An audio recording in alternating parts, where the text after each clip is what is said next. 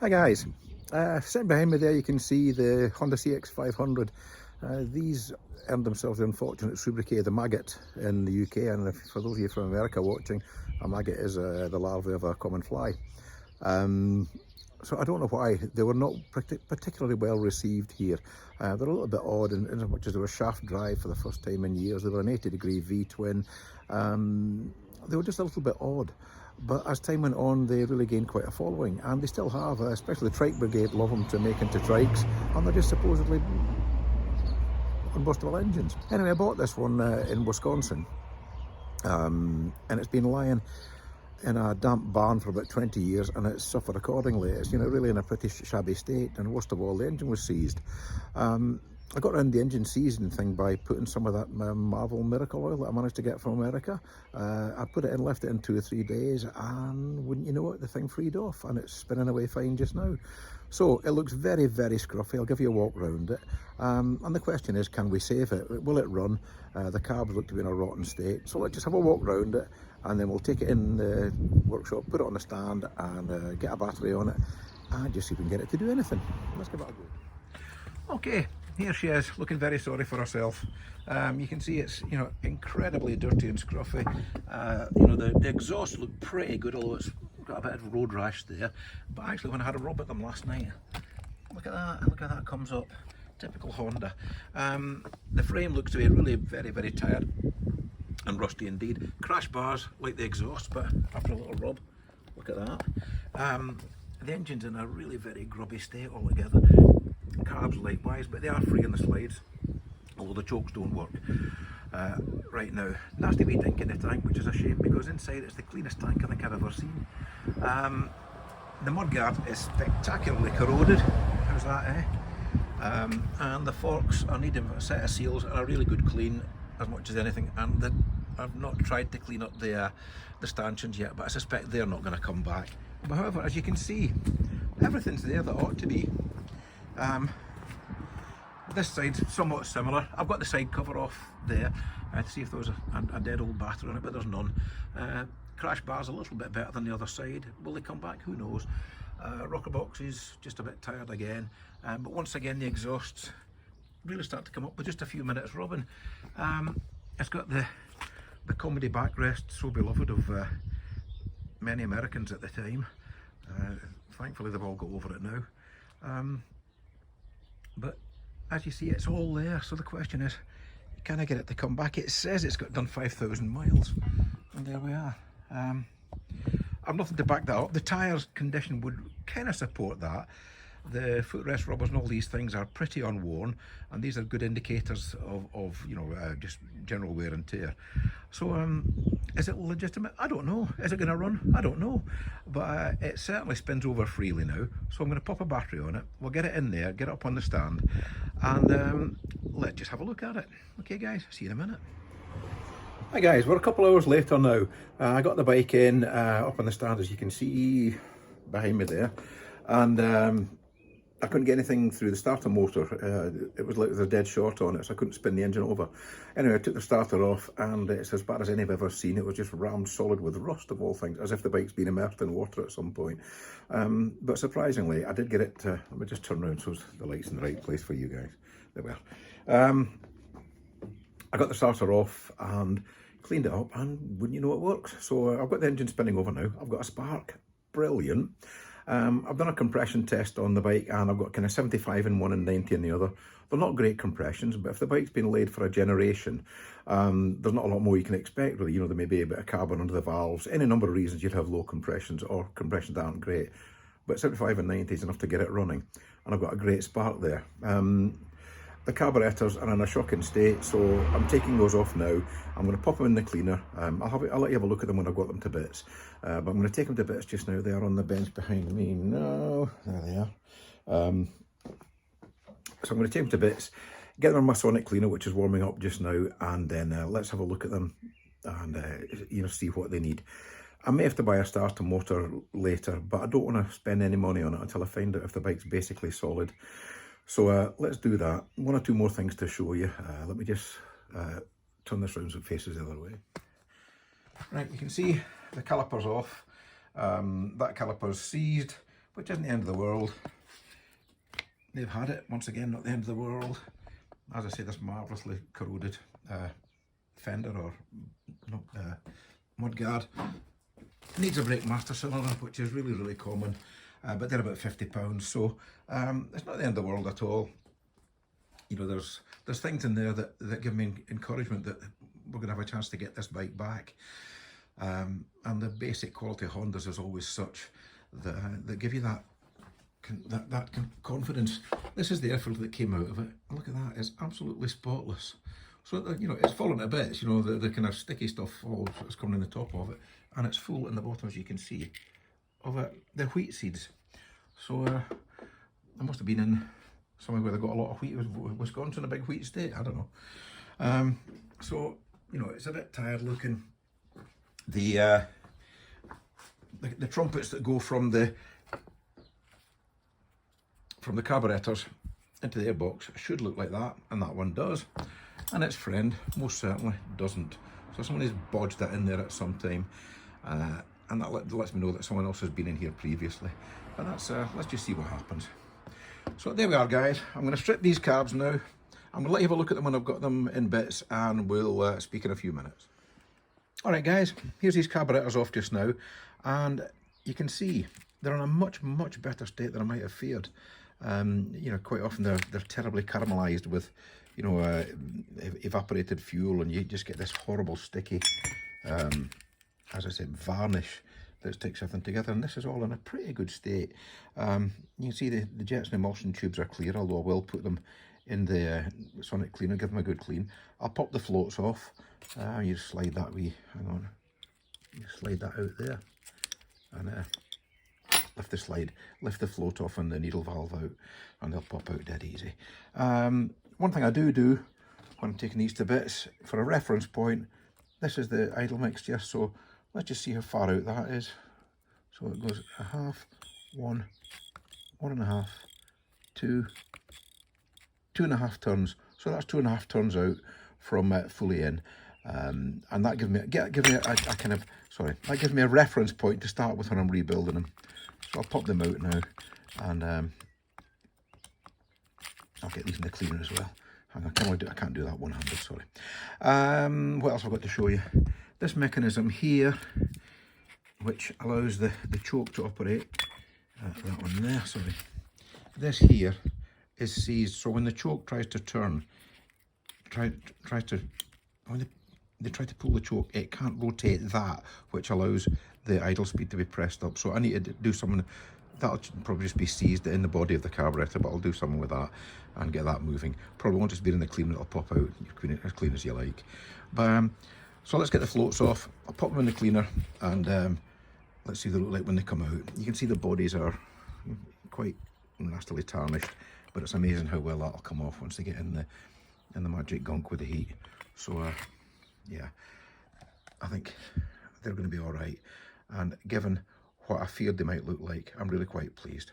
Right guys, I'll show you what they look like when they come out. Right guys, we've got these carburetors out the cleaner now, so let's have a look at them and see what we're going to do with them next. Okay, let's have a look. Right, this is what they look like when they come out, and you can see, you know, they're immeasurably better. They're so much nicer. They're still a bit grubby in there, as you can see, perhaps, but one way or another, and from where they were, I think we've come an awful long way. They'll clean up really nicely. All the jets and things are in there, so I'll put them back in. This one, the other float bowl, still a tiny bit of residue in the bottom there, but only a tiny bit. And the other carburetor, I don't know if that works yet, does it? No, that still doesn't work, but I'll take that out there. I'll undo that bolt. Hopefully it's not going to seize or snap on me. Praise the Lord. And with a bit of luck, we'll get these together. As I say, they're really nice inside. They're far, far better than I feared they might be. So once I get them back together and set the fuel levels up, these are going to be fine. So let me get them built up. What I do, and I'm not saying this is the right way, guys. Everyone's got to figure it out for themselves. No one tells you how to do this stuff. So I'm going to tell you how to do it, or how I do it. Whether or not it's the right way, I'm not exactly sure, but it works. So I put them in the cleaner, and it's got the carburetor cleaning solution in there. It's caustic. I think it's quite aggressive. So I put that stuff in, leave it in for half an hour at 50 degrees, and then when I take them out, I put them in clean water and immerse them in clean water to wash all the residue out. And then I'll blow all this out with airline now, and blow air through all the galleries and through the carburetors and dry them off. And then I will squirt this stuff in, which is just a light oil, you know, like WD-40, or there'll be something for sale where you live. I squirt that through into all the galleries, so there's no residue of either the cleaner or water in there, and there's just this light oil in there. And when you put them together, they work they work well. So let me do that now. I'll blow them off. I'll put the light oil through all the galleries, get them rebuilt, and let's have a look at them when they're done. Hey everyone, I've got these carbs back together now, and you can see they've really come up really nicely. And if you look inside the mouths, how clean they are, and just the general, you can't see the general condition, but they've polished up not too badly. These are still a bit discoloured and tarnished here, but they'll polish up a treat afterwards. But when I had them off, I could look at the float levels were the same, the general level of cleanliness, the amount of wear between the float needle and the float usually puts a mark on the tang of the float, and there was hardly any mark on that at all. And all these things all point to the fact that this is a genuine 5,000 mile bike. So I'm going to put these back on just now, and this is all in real time. There's no kiddie on here, so I'm going to put these on now. I'm going to put an intravenous fuel supply onto the bike. The battery's there on it, so let's even get it going. With this little mechanism that I pointed out to you before, where it was seized, can you see that in there? See that's moving as it should, and you can just see, you can perhaps just see it. It just raises the throttle butterflies as well, just to give you that extra bit of idle when it's you know, when the choke's on. So these are all working as they should. I'll pop them back on, and let's just see if we can get a run out of it. I'm really quite hopeful. Right guys, we're in a position now we can have a go at getting this one running. The carbs are back on now. I've got an intravenous supply here. Let me just turn that around a little bit. Hang on.